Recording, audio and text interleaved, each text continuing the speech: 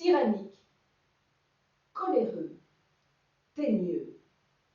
C'est à peu près en ces termes-là qu'on pouvait définir le caractère du sultan Omar. Et pour parfaire ce magnifique portrait, on pourrait même ajouter capricieux.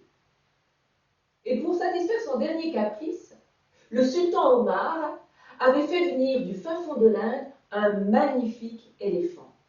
Alors cet éléphant ne lui était absolument d'aucune utilité. Mais en ce temps-là, dans ce pays-là, posséder un éléphant était un signe extérieur de richesse et de pouvoir. Et comme son nom l'indique, un signe extérieur de richesse se doit d'être exhibé aux yeux de tous. Si bien que le sultan avait ordonné qu'on laisse cet animal dans la plus totale liberté, dans la ville et dans les villages alentours.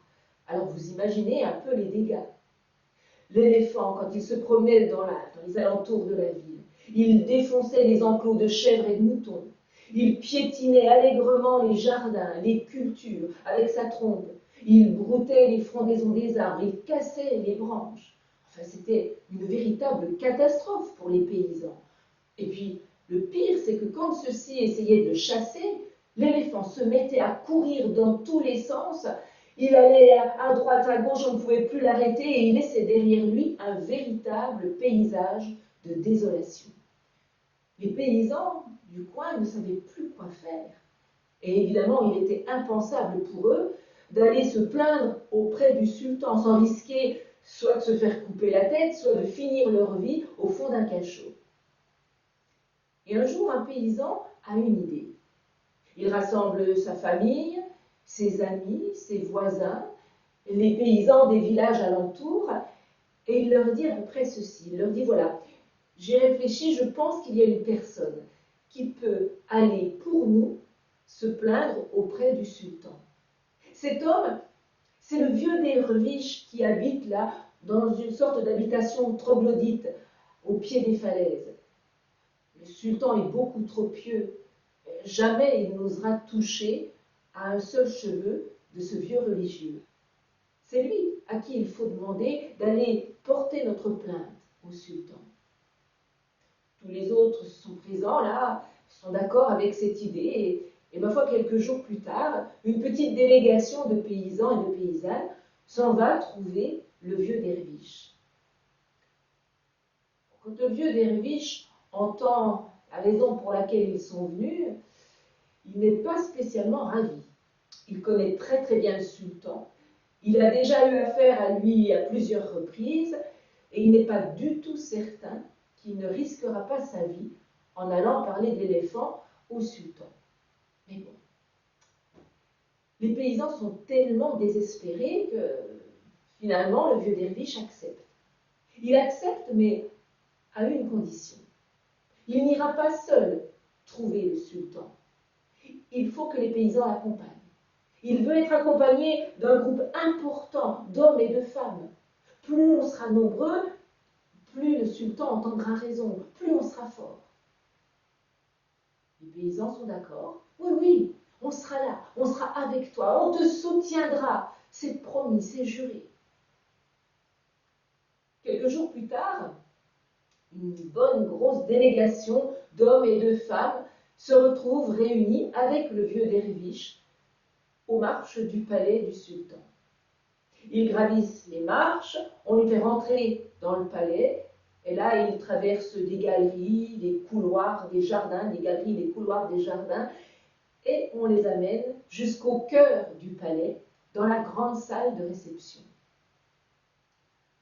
Installé sur une estrade, le sultan, assis sur un trône recouvert de feuilles d'or et de pierres précieuses, le regard hautain, regarde cette délégation de paysans qui s'avance dans la salle de réception.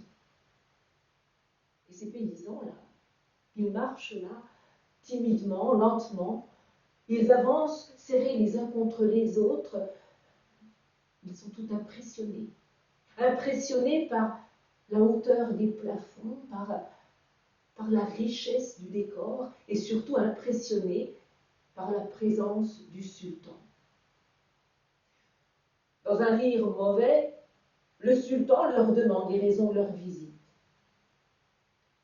Discrètement poussé par derrière, le derviche, qui marchait en tête du cortège, fait quelques pas. Il s'agenouille devant le sultan.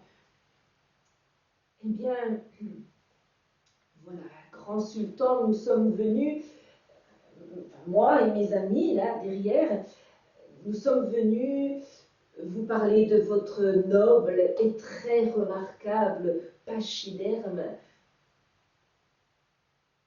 À ces simples paroles, le sultan se lève, il se raidit.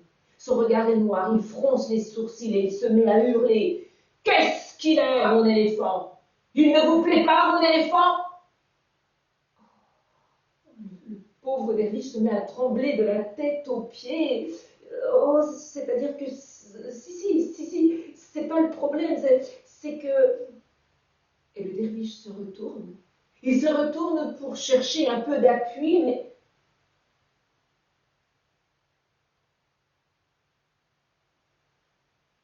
il se retrouve seul, désespérément seul. Eh bien,